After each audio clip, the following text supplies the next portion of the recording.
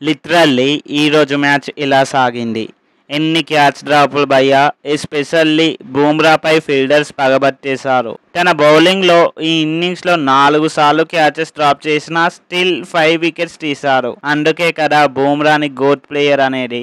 209 రన్స్తో day 3 start చేసిన ఇంగ్లాండ్కి game స్టార్టింగ్లో సెంచరీ చేసిన పాప్ వికెట్ తీసి ప్రసిద్ధ్ కృష్ణ సాకిచ్చారు. బట్ స్టిల్ అర్రీ బ్రూక్ మాత్రం Ben Stokes, Jamie Smith, Chris వోక్స్తో మంచి పార్ట్నర్షిప్ బిల్డ్ చేశారు. దీంతో స్కోర్ 400 వరకు వెళ్ళింది. సెంచరీ చేయడానికి ఒక్క పరుగు దూరంలో ఉన్నప్పుడు ప్రసిద్ధ్ కృష్ణ బౌలింగ్లో అవుట్ అయిపోయారు. ఇదైతే హార్ట్ బ్రేకింగ్ మూమెంట్.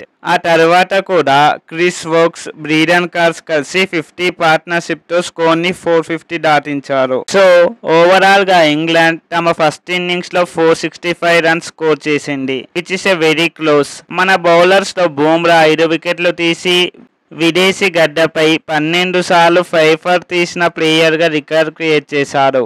అలానే ప్రసిద్ధ్ కృష్ణ 3 వికెట్లు, సిరాజ్ 2 వికెట్లు తీశారు. ఇక 6 రన్స్ లీడ్తో సెకండ్ ఇన్నింగ్స్ స్టార్ట్ చేసిన టీమిండియాకి last innings hero Jaiswal just 4 పరుగులకే అవుట్ అయ్యారు. ఫస్ట్ ఇన్నింగ్స్లో డక్అవుట్ అయిన సాయి సుదర్శన్ ఈ ఇన్నింగ్స్లో 30 పరుగులు చేసి మెప్పించారు.